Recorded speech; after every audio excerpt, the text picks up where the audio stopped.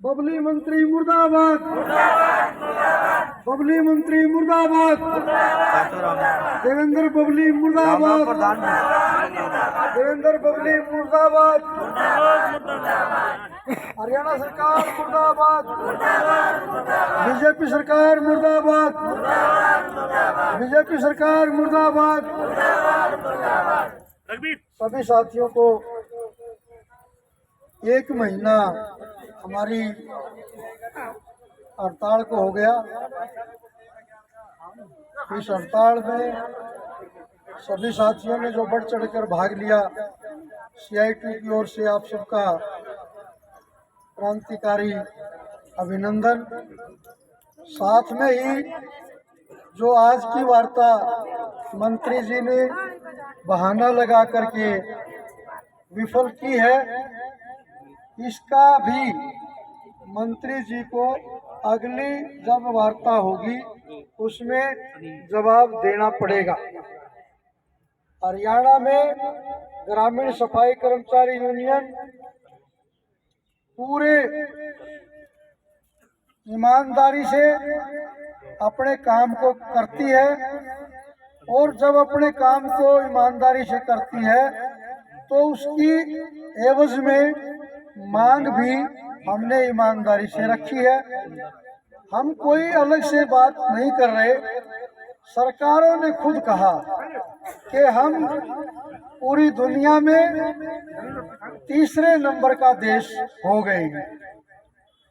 अब जब हमने पूरी दुनिया में पहले नंबर का देश कौन है, उनके देश में लोगों के लिए वो क्या करते हैं, फिर दुनिया में दूसरे नंबर का देश कौन सा देश है, वो अपने लोगों के लिए अपने देश में क्या क्या चीज करते हैं, उनका हमने अध्ययन किया। हमने उनका अध्ययन किया तो ये पाया कि वहाँ पर मनुष्य को अगर काम करना पड़ता है तो उसके काम के बदले में पूरी सुविधाएं मुहैया कराई जाती हैं। पूरी सुविधाएं महंगाई के हिसाब से, पूरी सुविधाएं देश के अंदर मौजूद उसके हिसाब से।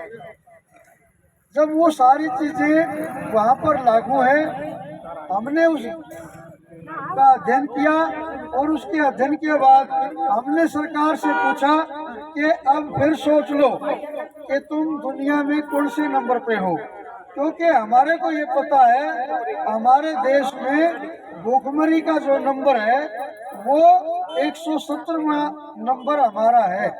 यानी कि अगर खाना 200 के लगभग देश है, 192 देश अभी तक दुनिया का जो एक संगठन है उसमें है। उस 192 देशों में सबसे ज्यादा भूखे देश जिनमें हमारा नाम 117वें नंबर पे है।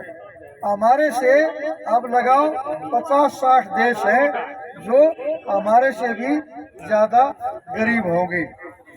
तो ऐसे में हमें शंका थी कि सरकार ये ना कहे कि हम भूखे देश हैं, आप मांग मत करो।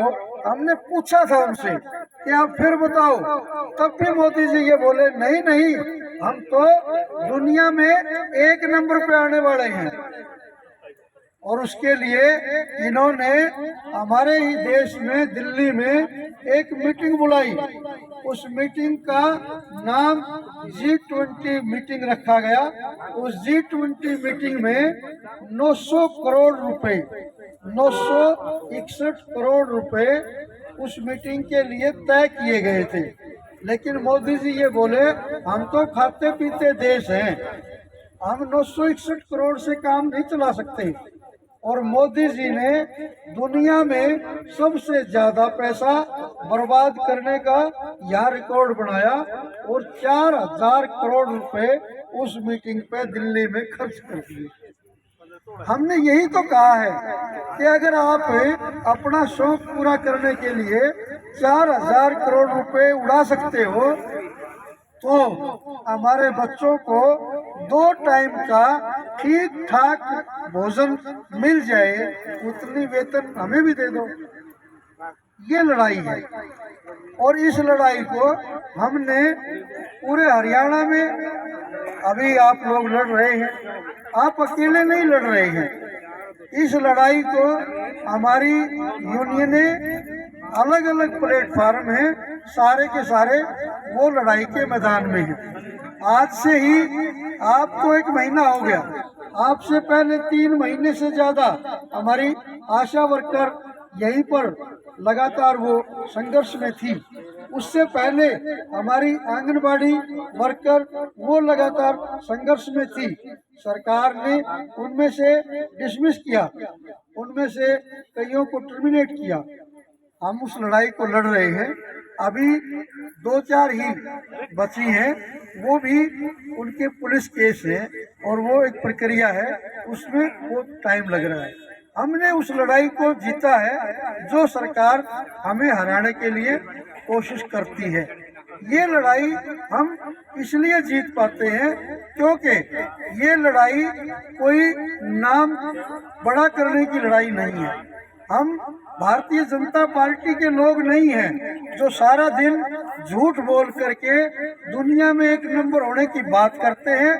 लेकिन सच ये है कि अगर अभी उषा जी बोलते हुए बता रही थी कि 80 करोड़ राशन कार्ड का नाम सरकार लेती है, तो अपने आप में उस झूठ की पुष्टि हो गई। हम नहीं कहेंगे कि सरकार झूठ बोलती है, सरकार खुद कह रही है कि हम 80 करोड़ लोगों को राशन देते हैं। तो फिर दुनिया में 1 नंबर वाली बात सही है या 80 करोड़ वाली बात सही है? सरकार इसका भी फैसला करे, नहीं तो हम 80 करोड़ लोगों को सड़क पर लाएंगे और सरकार को मजबूर करेंगे कि वो इस नींद से जागे कि वो दुनिया में 1 नंबर, 2 नंबर और 3 नंबर पे है। वो हकीकत को स्वीकार करे।